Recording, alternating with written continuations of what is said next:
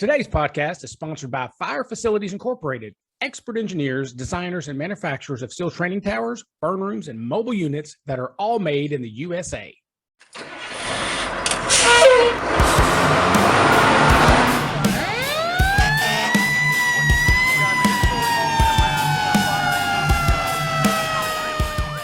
Welcome back to 3-Point Firefighter. Today, my guest is Captain Adam Brenner. Now, Adam is a firefighter at Millburn, New Jersey Fire. He has a couple of degrees, one from New Jersey City University. He's got a bachelor's in fire safety. And from John Jay, he's got a master's of public administration and emergency management. Now, in the summer of 2000, he did an internship with one of his professors, Lieutenant Kevin Malley, who ran the health and fitness unit at the FDNY. Ever since then, he has been a passionate advocate for firefighter health and wellness. Brother Brenner, thank you for being on the show. Well, thank you for having me. Again, it's a great honor, and I really appreciate it. Well, I think we share a passion, and that is firefighter fitness or well-being. Specifically, my two big ones are when it comes to heart attacks and cancer. What I always say is if you're lucky enough to not die of a heart attack at a fire ground, you got cancer right around the corner after retirement, or God forbid, sooner. So my passion with that came for a lot of different reasons. It wasn't one particular thing. Like I didn't have one friend die of this. I just started noticing the spectrum across the country, and a lot of it seemed like we were repeating bad behavior over and over. What got you started in all this? Well, two things. One, I had a friend of mine who was a kind of a mentor to me, Donnie Vanetacek, and he was a military firefighter at Picatinny Arsenal, and he was also a Newark, New Jersey firefighter. And in 2000, I believe it might have actually been 99, somewhere around 99, 2000, he came down with pancreatic cancer. And he only lasted about 7 months, unfortunately, and he died in August. He went real quick. He fought tooth and nail. Then right after that, and I think it was Donnie who kind of led me toward it, I met Lieutenant Kevin Malley, who was a professor at New Jersey City University. And he was very big in the health and wellness, and he gave me the unique opportunity to work at FDNY Health and Wellness Unit, and we were studying the heart rates of firefighters and how much heart rates go up. There was a study I read that he gave me from Bernard and Duncan, and this was all the way back in 1975. And what they noticed with the heart rate was that in any fire department, the more calls you go on at night, your heart rate keeps going up and up and up. There was actually a firefighter with maybe 150, 200 beats per minute while working on a roof when they got trapped by flames. And they also found out that when they got back to the station, the heart rate didn't go down. It just didn't go down. So when we go to the call, and you know this, when you go out, whether it's one call or 3 calls a night or whatever, well, you could come back and you try to rest. You can't. You can't after that second or third call. You're just, right. You're wound up, and your body's just, even if it's just an activated alarm, it's still doing damage to our system. So what were they suggesting after these studies? Well, okay, now we know that their heart rates are staying up. What were they suggesting to get those heart rates to come back down quicker? Well, back in the 70s, they were still looking at, trying to figure out, why the heart rates were going up and everything. But now we know, and one of the things I learned from Lieutenant Malley was that, physical fitness definitely and eating right are the two biggest things, not only for heart prevention, prevent heart attacks, but also for cancer prevention. I'm also talking and working a lot with Dan Kerrigan, who does firefighter functional fitness. Actually, I'm going to see him in Ohio, the end of October in Ohio. They're doing a Brothers Helping Brothers, and they're doing a whole health and wellness thing out in Beaver Creek, Ohio. And actually, Frank Lieb is going to be there also, talking about more cancer stuff. But I think eating right, and then we also, I think the biggest thing with heart rate and heart attacks is we have to hydrate ourselves, because what we're doing is when we put on that gear and we start working, we're creating more and more energy. We're sweating. And the more we perspire, the more fluid we're losing, and our blood's just getting thicker. and it's causing clots. And some firefighters know that, a lot of others don't. And I'll see firefighters still going for the coffee or the soda at 3 o'clock in the afternoon. When the weather we've been having has just been super hot, Hmm. and we really just have to try to drink water. Lieutenant Malley, when he was teaching me all this stuff, he was like, you don't go for the Gatorade either. Go, if you want to, take a small amount of orange juice, mix it with some water, and drink that. That's just Really? as good. Yeah, and it just will do it. And now, and that was 20 years ago. Now they have all types of sugar-free electrolytes and everything, so you can do that. But make sure that you're drinking plenty of water throughout the day, even the night before you go into your shift. And for volunteers, that's even tougher. But in the summer, just try to stay, summer or winter, try to stay as hydrated as you possibly can. So what you're saying is maybe when you go to work, even before you go to work, even though you're not going to a fire right away, or you've been at a fire, just keep drinking water, stay hydrated, because Yep. you're going to lose those fluids when you have those emergencies. Right. And the other thing you can do also is, eat fruits and vegetables.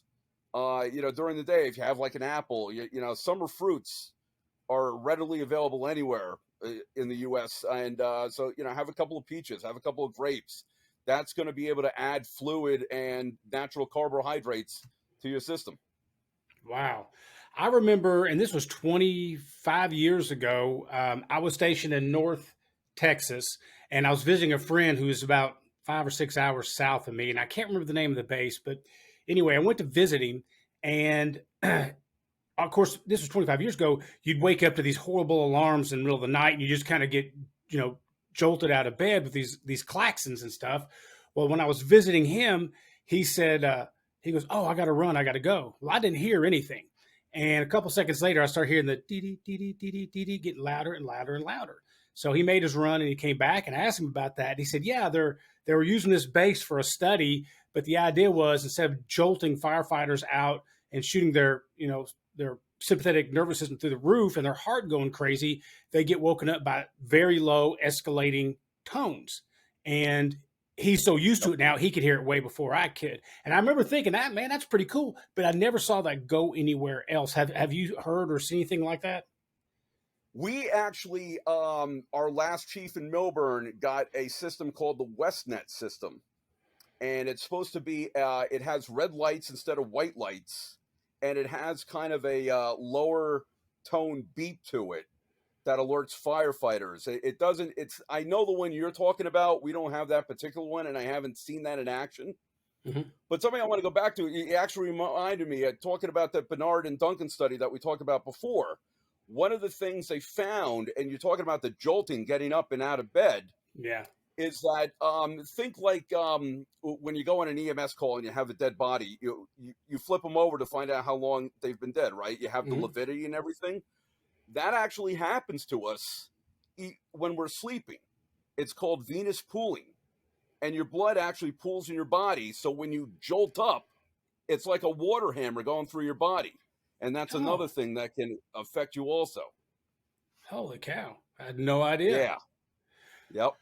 So let's talk about the exercise portion of it, right? We know we need to eat better, which for me is my biggest struggle.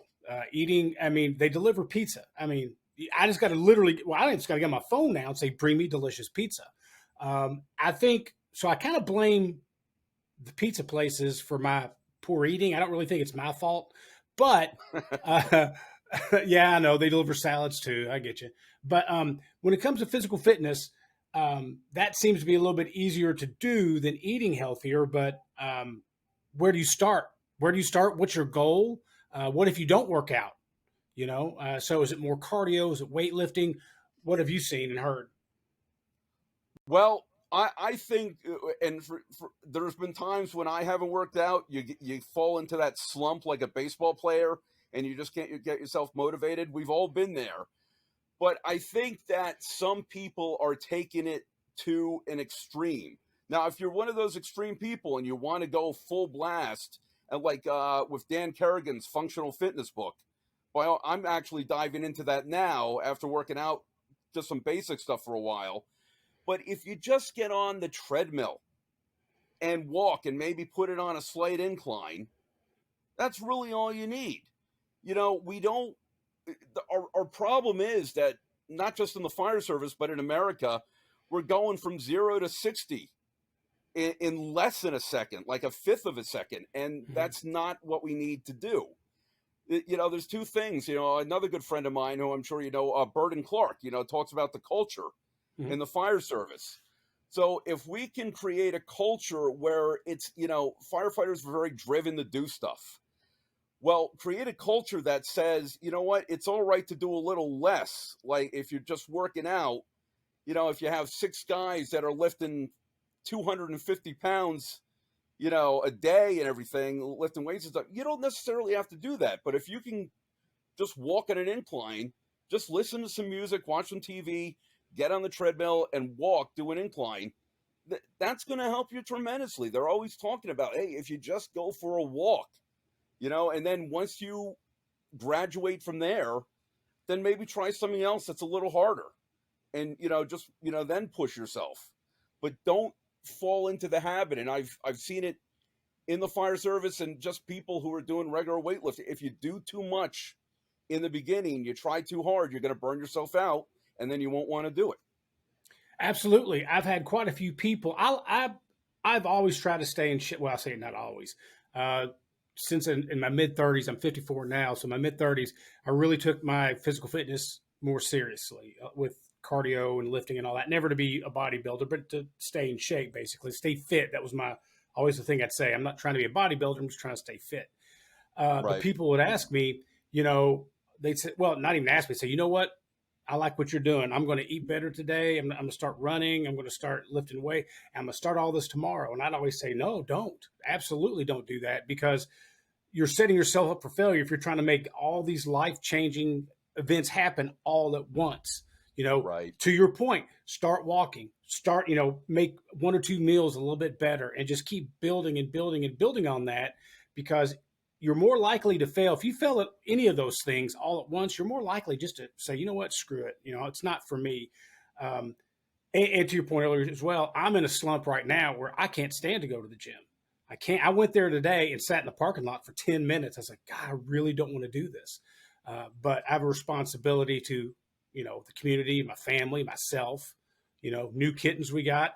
So I try to keep it going. But I got to admit, at 54, it is getting a lot harder, a lot harder. It does. And you know what? I'm 52 and I got back into it. And one of the things that my wife let me buy is that we have a low ceiling in our house. So I couldn't hang a heavy bag. And I like to do boxing every now and then. So I got myself one of those bobs. I don't know Mm-hmm. if you've ever seen them, but it's like a torso on a stand. You You know fill what? it with Get one water. of those. Yeah, you fill it with water or sand. You get one of those, you get a pair of boxing gloves, and just, if you're having a bad day, go downstairs and wail at it. Yeah. That's going to bring up your heart rate and stuff, where, kind of work your arms and shoulder muscles. And it's great for me. I'm not a big, I do light weightlifting, not like the animals that are, trying to prove that they can lift 500 pounds. Because as Dan Kerrigan said, that's really not going to do you any good, because, all right, you can lift that car off the person once, but if you're at a fire and you got to work through that fire for like an hour, you may not have that strength and stamina to go that long. Right. So you need to do, lower weights, higher reps, keep yourself going. Absolutely. Matter of fact, I remember 18, 17, 18 years ago, damaging my shoulder, trying to lift too much. And it popped. And then eventually I ended up having surgery on it. But yeah, I agree with you. I don't think you need to be chasing high numbers and all that. I think you need to be chasing consistency in the gym. You're going to have good days in the gym. You're going to have bad days in the gym. Now, I remember I've read a couple studies, and they when I say they, the scientific community doesn't seem to know why exercise helps us directly. They make a bunch of assumptions. And one of the things I read was because you're getting your heart rate up, you're getting your core temperature up. And when you're getting your core temperature up, you're actually killing some of the bad bacteria or viruses or anything in you that's brand new, just starting, because they're too weak at that point. They haven't propagated throughout your system. Have you heard or seen anything about like that, or any other studies about that? I have not, but I wouldn't doubt it, because they're always talking about when you work out, even a light workout, like just going on the treadmill, is going to boost your mood and your endorphins. Mhm. And I think once you do that, even if you're in a slump, and like you and I both said, we've been in several slumps where we just, had trouble getting out of it, but we finally did. Again, if you just go back to the basics, if you're not if you're not doing that 2 hour workout, maybe you just do 30 minutes on a treadmill, listen to some music you like.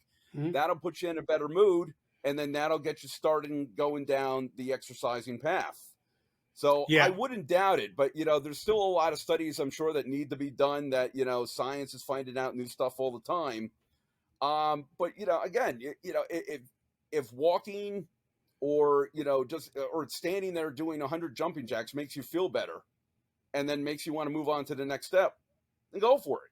Don't worry Absolutely. about what the studies say. I think studies are like statistics. And they say air travel is the safest way to, or safest way to travel. But if you're the one going down in the plane, you don't think that's the case. So, you can do a study of 100 people. And what's that going to do for you? I mean, find out what works for you, not what works for the study or other people. Absolutely. Have you heard of the calcium scoring screening test? I have, and I've actually had it a couple of times.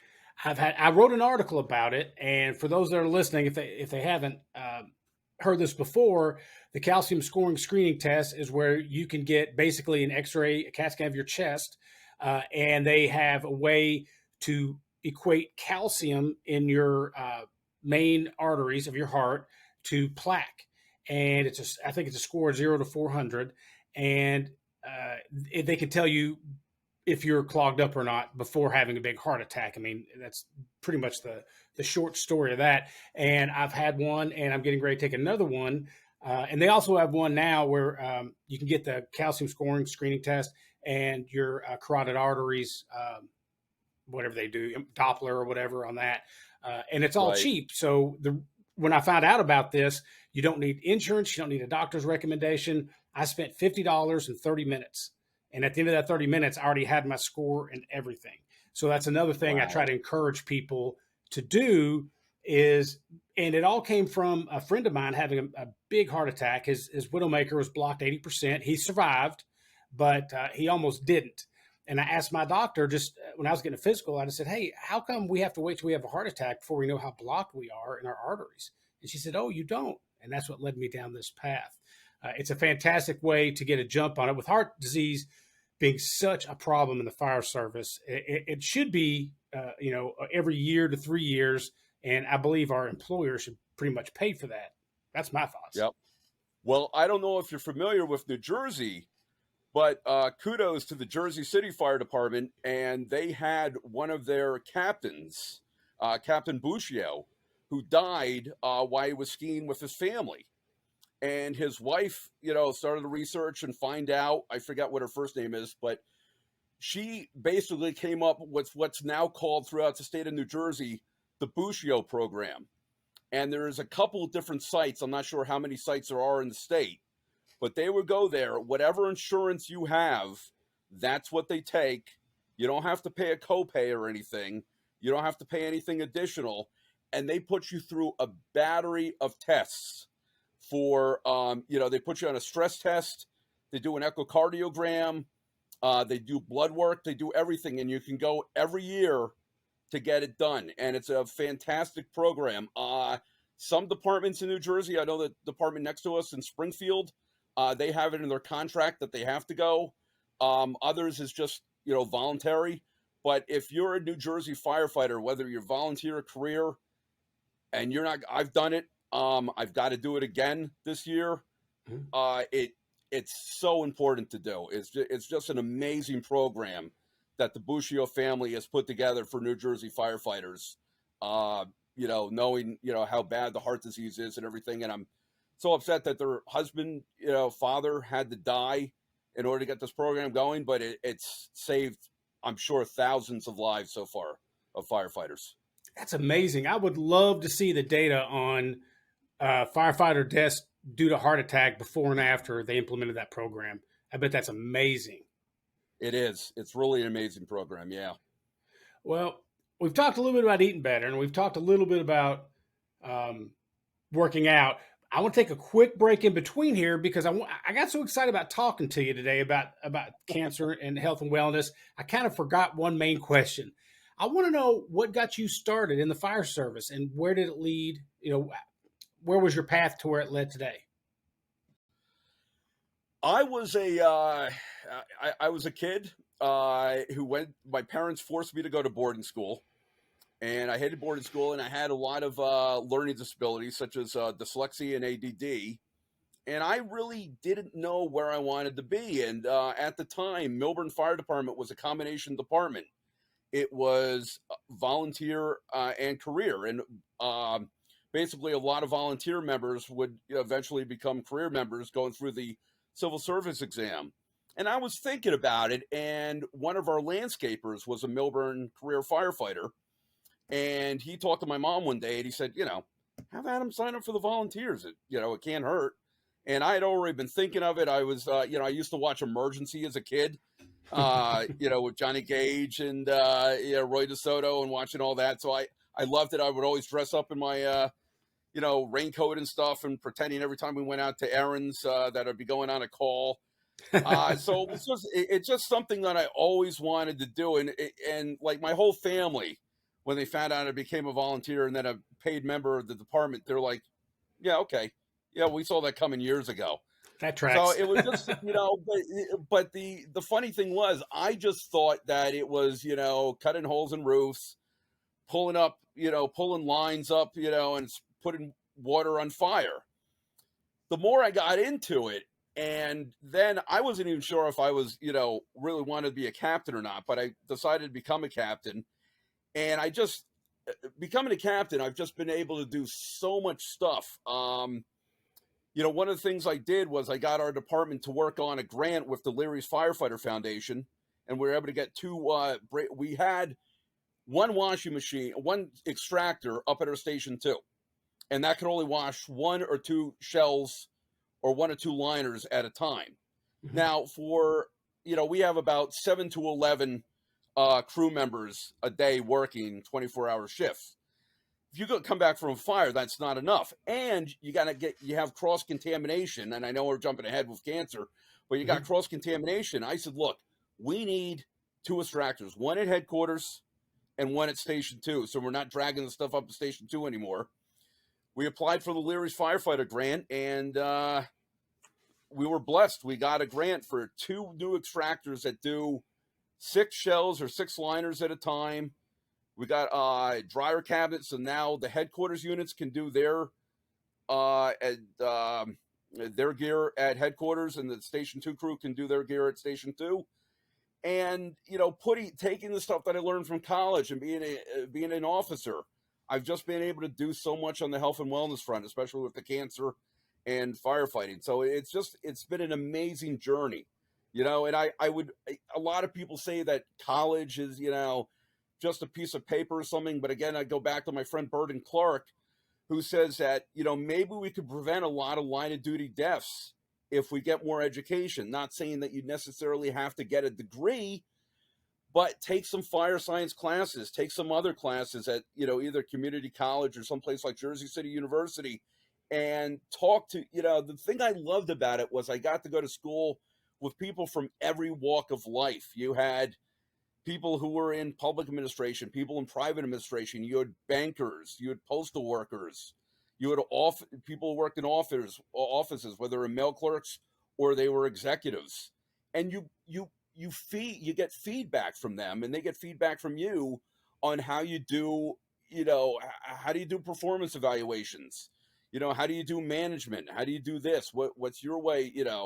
And it's just really amazing. So I really strongly recommend, people really further their education, even if it's the National Fire Academy, any way that they can, because every firefighter, I believe, really has something amazing to contribute to the fire service. Oh, absolutely, absolutely. I'm a Yep. huge proponent to higher education. I hate that you have to take on some debt. Hopefully, there's some places out there that have some kind of reimbursement. But I love what you said. Basically, the more of us that learn, the more likely we're going to stop some of this bad cycle. Now, you've brought up the big C word right out of the gate, so let's talk about that. Right? All right. I'm more worried about that than a heart attack any day of the week when I'm talking about that. Because I figure if a heart attack, I might get lucky and just go, right? But with cancer, not only does it affect you, it affects your family. It's you more times than not, you're lingering, you're suffering, your family's watching. It's a horrible way to go. And in the fire service, we have a higher percentage for a lot of cancers, a lot of nasty cancers too. I know there's been a lot of studies. I think the NIOSH study was what 14% higher than the average, if I remember correctly. Yeah, and I believe it was I think back in 2017 the the IAFF reported 66% of the line of duty deaths were from cancer. Why is that? Why are we dying of cancer? Well, there's a couple things. Before we get into we just have to learn that smoke and fire gases are dangerous. And, a lot of people still, even if there isn't you don't see smoke, there still can be carcinogens in the air, invisible gases and everything. And I actually do a class called The Dangers of Smoke and Fire Gases, where I talk about cancer. But there's other immediate stuff that you have to worry about also. You have to worry about hydrogen cyanide. Hydrogen cyanide kills your organs very quickly. It's also an escape inhibitor. One of the things that back in 2001, there was a Phoenix firefighter, Brett Tarver, who was in a supermarket fire, and he ran out of air. And basically, when his rescue team came to get him, he was fighting him off. He stood up and ran back into the smoke, and they didn't find him till later. And they called, and Chief Budicini at the time called this guy like Paul Bunyan. We think of Paul Bunyan as like invincible. It's products of combustion, the hydrogen cyanide, and the carbon monoxide just knocked them down. And the big thing people don't realize about hydrogen cyanide is it's an escape inhibitor, and it will also, so if you have any underlying conditions, and like we talked about before with the gear, you're sweating, your blood's getting thicker. Now you breathe in the stuff, hydrogen cyanide, that's going to knock, it just affects your brain and your heart and just stops your heart. And it can knock you down like that. So we have to worry about the gases that can affect us right off the bat. Because in that study they did in Harvard back, I think it was 2017 or 2018, they said it's the combination of stress and toxic fire gases are a lethal combination for firefighters. And if you go on YouTube, I don't. You remember the show with William Shatner, Rescue 911? Oh yes, absolutely. Yeah, there's an episode that I use in my class, and it's if you go into YouTube and you put in Rescue 911 episode 504, 504. There's they have a Kilgore, Texas firefighter. Gil Messer was his name. And they have a supermarket fire, and they have two people trapped. He runs in without putting on his mask. And now he was a smoker and everything, but you're also a firefighter, so you have the stress of that. They go in, he breathes in the smoke, and he comes out and he goes, man, cigarettes are going to kill me. They keep robbing me of my breath. Next thing they know, he goes into a seizure, and he goes into cardiac arrest. And the poor paramedic who's working on him is like, I think I'm going to see my first firefighter die in the line of duty. And one of the things I bring up is how much, have you ever seen a firefighter die in a line of duty? And luckily the answer is no, but you don't want to. So breathing in these toxic, products of combustion, especially the hydrogen cyanide and the carbon monoxide, it's a 1-2 punch. If you're in the right concentrations of it, you're not wearing your mask, it'll kill you. It'll kill you instantly. So one of the things I'm trying to change desperately. In my department, we don't have any cancer prevention or health and wellness program at all. They've tried to start a few. It hasn't really worked. But one of the things here's what I tell my bosses: we can start a cancer prevention program today, $0. By doing field decon after fires, no dirty gear inside the cab, clean the cab, consistently clean the interior of the cab. I'm not talking about a clean cab where you don't have your air packs. I'm talking about literally cleaning your cab. No bunker gear in the and the firehouse. The list goes on and all the stuff we could do. But the one that drives me the craziest is the air packs during overhaul. And there's this. I like gas detectors, but there's this false sense of security with gas detectors. Right before they do overhaul, they'll test for gases. Well, we don't have the 4-main, we don't have hydrogen cyanide. Let's go in there and get it. But there's other gases in there. There's heavy particulates in there. And we have the highest level of respiratory care right there in our fire truck, an SCBA. People choose not to wear it all the time. And it's infuriating. Now, I did it too. I'm not saying I didn't. I did it too. But when I became a battalion chief and I started learning more about this, I realized how lucky I must have been and how stupid I definitely was. It doesn't cost a lot to get these programs started. What are some things besides the gear extractors could we do as well, and the stuff that I mentioned? What are some other things? What am I missing? Well, there, one of my friends up in Canada, who I forget where he's a chief, but Peter McBride. I was talking to him. I met him down at a fire cancer seminar down in Florida, and he sent me this thing where these two kids, they're like 4-year-olds, and they have underwear, dirty underwear, on top of their heads.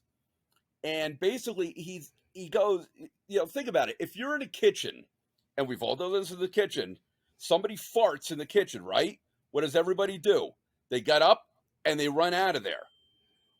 So if somebody farts in the kitchen and they get up and run out of there, why are they not putting their mask on when they're in a fire? Because you're worried. Now, if you have let's say a Porta-John truck and some other truck like a cesspool or something like that just rained, and they crash into each other, are you going to be going in there rescuing the people and then high-fiving everybody and not wiping that shit off your face? Exactly. Of course you are. Yes. Well, that's why we have to do it when we have soot on the face and breathing in these toxic gases, because they are disease-causing contaminants. We have to think of them like shit. We have to think of them like farts. It's bathroom humor, but it gets the point across, and that's what Chief McBride up in Canada told me. He goes, tell the people that they're disease-causing contaminants. Like we're talking about hydrogen cyanide. You breathe in. They did studies where I think members breathed in 4 to 12% over 7 years. Now 4% to 12% of hydrogen cyanide is not a lot. But over 7 years, these workers, I don't think they were firefighters, but these workers came up with throat irritation, change in taste and smell, nervous system instability. That's a lot of things for just breathing in 4 to 12% of hydrogen cyanide over 7 years. And you know what? We're doing that every day, walking into that pot on the stove fire. You go to that activated alarm. What did they do? They got that pot on the stove. So that's either going to cause us one disease, which is, the nervous system instability and the loss of taste and smell and the throat irritation, or it's going to cause us cancer. All of them are diseases. And that's what we have to remember. They're all diseases. And that's what we want to try to prevent. I mean, I lost one of my former girlfriends to cancer. She wasn't a firefighter, but I saw her die of cancer, and I saw my friend Donnie Vanenachek die of cancer. It is not pretty.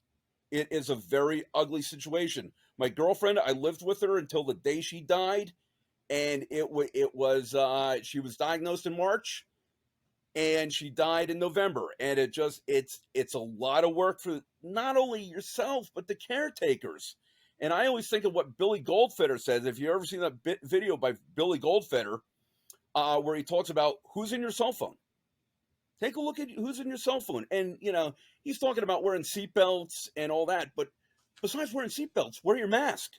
Clean your gear. Because those, not only may you die and leave them behind, and you're not going to see their weddings, you're not going to see the birth of your grandkids, or any of those other great events, they might be taking care of you for the next 6 months. And presumptive legislation, there was a report by NPR News Radio that said, look, don't rely on the presumptive legislation, because basically, if they want to turn you down, and say that you didn't get cancer on the job, that's exactly what's going to happen. And that's been happening in Ohio. It's been happening in Texas. It's been happening in Arizona. A lot of people are fighting for their benefits. And, the thing is, once you get cancer, it's too late. Yep. So oh yeah, I know I was going to ask you. So we talked about the gear extractors and stuff. So I went to a Lion gear conference, and they told me, the question came up, how many times can you wash your gear? And the lady told us, well, we have rolls of it that we wash so far 100 times, and it's fine. Now, salespeople have said and told some of my administration, you can only wash gear a handful of times during its lifetime. So which is it? Can we wash our gear after every fire in an extractor, or is it a limited amount of time? From what I understand, it's a limited amount of time, but so don't, like, if you're going to wash it once a week, whether you go to a fire or not go to a fire, don't wash it every week. But if you go to a fire and it's soiled, wash it. That's what I was told by our gear officer. So whether it's, if you go to a good moderate smoke condition or even a light smoke condition from food on the stove and your gear gets contaminated, your hood gets contaminated, wash it. But, here's the thing. It's better to have clean gear. And if your gear, I understand gear is expensive, but if you need to replace the gear, you need to replace the gear. You can't say, well, we're not going to wash the gear that much because the manufacturer and the sellers say it might break down. But then on the other, which is kind of odd because I figure they want to sell as much gear as they possibly can. Right. But on the other hand is that, well, are we going to keep these contaminants on the gear and everything and just have them, spread all over the place? I say if the gear gets dirty, whether it's car fire, dumpster fire, food on the stove fire, whatever it is, wash it. Because, not only the gear's not going to work. We've always heard for years, even before this cancer stuff started, dirty gear doesn't work for you. It's not going to protect you. When your gear's all covered in soot and everything and all the products of combustion, it doesn't work as well. It doesn't keep the heat out as well. I remember I used to ride with a battalion chief friend of mine over at Rescue 3 back in the early 90s. Man, when I walked by that gear was caked with stuff. It was like cardboard. You could barely move it. And I was like, how do these guys work in that stuff? Now, you won't see that today. I mean, now everybody's, washing the gear, keeping it clean and stuff. But it's just, that's dangerous because not only that, those particulates on the gear, combustible. So you can become a flaming torch. You sent me a video earlier today, and I'm going to put a link up here in this video with that exact video. It's 5 minutes long, and it was, where they're going with it, but right. When you see where they actually end up with it's kind of frightening. Yeah. Tell us a little bit about that video. Well, I had seen it a year ago when I went down to Florida for the Sylvester Cancer seminar down there. And then we had the First Responder Center for Excellence do a cancer seminar, which Chief Lieb was part of back in February. And all the people that showed up to that have been sharing that video all over the place. And what it does is it shows you how you can spread the products of combustion all over your station, all over your house, how it's on your gear. And if you're not clean, it's going to leave those products of combustion everywhere. They use a invisible dust that I believe they said that they used for, tracking money that's, stolen and everything. Mm-hmm. And they use an ultraviolet light. And when they shine the light, after somebody walked with this invisible dust on their bunker gear all over the place, you see it everywhere. So you see, we keep talking about the contaminants that get transferred, and again, that's why we decided to go with the Leary's Firefighter Foundation and get a grant for 2 new extractors so we could have one at each station. So we're not throwing it in the vehicle, not, taking it up and, cross-contamination of everything. You want to try to limit the contamination. The nice thing about where our extractors are, you don't have to bring through the fire station. There's a separate entrance for both of them at each station that you just bring them in, throw them in, And now our problem is, and our chief is working on it right now, we don't have a second set of turnout gear. Hopefully in the next 2 to 3 years we will. But yeah, it's amazing how much contaminants. If you walk out of a fire, you don't bother to brush yourself off or hose yourself down or whatever. You get back in the apparatus, you go in the kitchen with your bunker gear on. It's just really an eye opener. And everybody who went to the seminar back in February was like, "Wow, that really is an eye opener." Yeah, the video as it goes on and on, like I've seen so many similar type videos, and I know where they're going with it, right? So I know they got that stuff on there, and they follow the firefighter through the firehouse. But what got me was the end where they were playing with they brought a child in, and they were throwing Yeah. volleyball with the child, and then they checked the child, and the child had contaminants on it. The ball, obviously. Then they go in the firehouse, and the coffee pot, the keyboard, the phone, everything is covered in this stuff, and it is really eye opening to see. Yeah, maybe you don't want to take a shower right away or whatever, but that's your call. As wrong as it is, it's your call. But now you're affecting everybody in the firehouse and their family. They're taking Right. they may not even made the run, and they're taking your contaminants home to their family. Yep. And you mentioned about the little kid at the end and everything. What do we see on the news from time to time? Like, the world news and stuff. Some fire department somewhere in the USA, there are, a whole, a family of firefighters that, all had babies at the same time.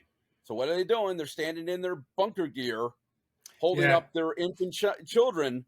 And my gear officer and I were talking about that. And I'm like, why would you do that? Why Yes. would you do it? Even if your gear's been through an extractor, I don't have kids, but I wouldn't even want my animals. I got 3 dogs and 2 cats. I wouldn't want my animals near my bunker gear.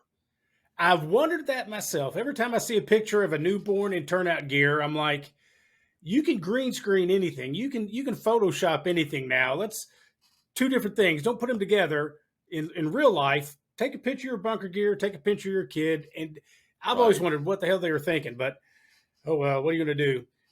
Let's wrap up here. Tell me, what can we do to stop ourselves from dying of cancer and maybe dying of heart attacks? What's the easiest thing you can tell us? Well, I think leadership. I think any other state that doesn't have a program like the Bushio program as far as Mhm. heart attacks, I would get in contact with the Jersey City Fire Department in Jersey City and ask them how to get in contact with the Bushio program. Ask them what they did, and let's see if we can get that going national. I think that would be huge. And the other thing I didn't mention was it is all confidential.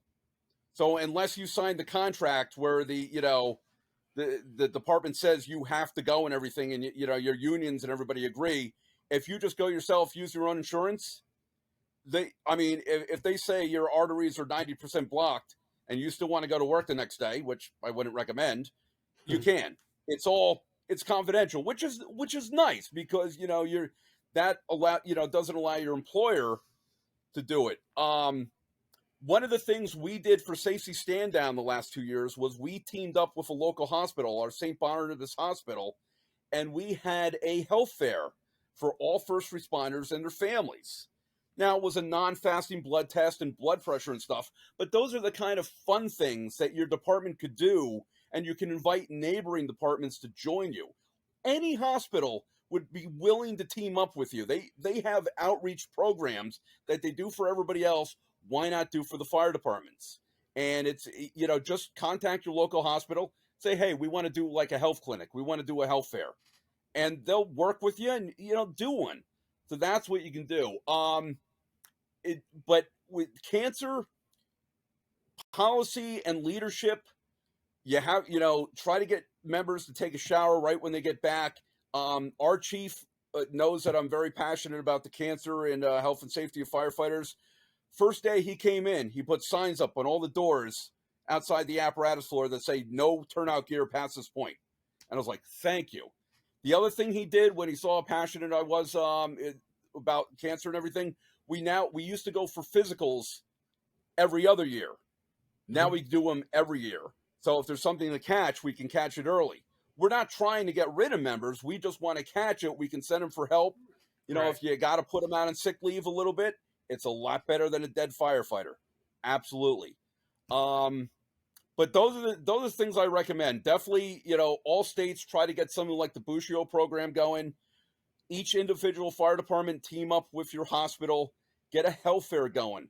Because not only do they do the non-fasting blood and everything, but you also learn about nutrition. And you learn about exercise, and you can talk to different doctors there and everything. It's really an eye-opening experience. And the family members, if the firefighters don't want to listen, you bring your family members. Your little son or daughter is going to be tugging at you, go, hey, look, pay attention. I want you around for a long time. And then again, I don't know what as a captain, we go to a car fire, garbage fire, whatever. I tell my crew, and it's me and 2 other firefighters. I say, look, you're wearing your mask at everything. Even if it's a trash can fire, wear your mask. We have them. And, it's funny. You always see them wearing the tanks with the mask hanging down. So I don't know if they have families who have, like they have chiropractors they want to fund or something, because they're killing their back. You might as well wear the air on the back, why it's on you. Overhaul situations, until you're out of that building, keep your mask on. Yes. And the last thing I can think for any firefighter that's listening to this, if you don't believe there's a cancer problem in the fire service, Google firefighter dies of cancer, go to the news tab on Google, and you will see not all, but a lot of firefighters, and a lot of them don't have anything to do with 9/11. They were like kids when 9/11 happened, but they're like in their 20s and 30s dying of these rapidly acting cancers. And you'll see all the this firefighter died of cancer this time. You could go on YouTube and see all the funerals of all the firefighters that have died of cancer, where their kids are standing there. Show that. Another video, if nobody's ever seen it, from way back in 2006, is Mark Noble. Need it like a hole in the head. He was an Olympia, Washington firefighter. He died of cancer, I think back in 2005 or 2006, died of brain cancer. He was kind of like what I call the warning shot. He was the first person. He had brain cancer, but why he had brain cancer, he was researching why firefighters were getting cancer, which is truly amazing. If you can find, if nobody can find it, I've got a copy of it. We can put it up in your site or whatever. It's really an amazing video. And like I said, he was the warning shot. And that was also one of the things that got me started thinking, hey, I lost a friend to cancer. I don't want to see any more die of cancer. So just, be stern about it. If you're an officer, you're a chief, go to your cities, tell them you want physicals every year, go to your hospital, say you want a health fair every year for your firefighters, have them come voluntarily. Don't force them to come. What hospitals usually do if they see something, basically all they'll do is say, they'll send you a letter to your home saying, we found something, would like to come in for further testing. Your department doesn't know a thing about it. Absolutely. So I'm going to end on this. If you're listening to this podcast or listening to it, tell somebody else if you're already doing this. If you don't wear your air pack, mask and everything through overhaul, if you don't have a fitness program, if you don't eat well, and you just have it your whole career, and it's hard to start, I will quote a mutual friend of ours, Frank Lieb. Chief Lieb said on my podcast, when's the best time to plant a tree? 100 years ago. When's the second best time? Today. So if you haven't done these, if you've done all the things wrong, you can listen to this and start doing everything right. Do the best you can. And I don't like to hear when older people say, well, if I got it, I got it. No, bullshit. Don't do it for you. Do it for your family. Brother Brenner, thank you so much for being on my podcast. I really enjoyed it. Thank you for having me. This has been great. It has. It's probably the only person that gets excited to talk about cancer. I want to do everything I can to stop my brothers and sisters from dying from it. We don't get excited about talking about it. We get excited about preventing it. Exactly. Even better. Thank you, brother. All right. Thank you, my friend. Stay safe out there. You too. Yep, bye. Today's podcast was sponsored by Fire Facilities, designers and manufacturers of realistic, built-to-last training structures and mobile units for 30 years. Make training count. Visit firefacilities.com for more information.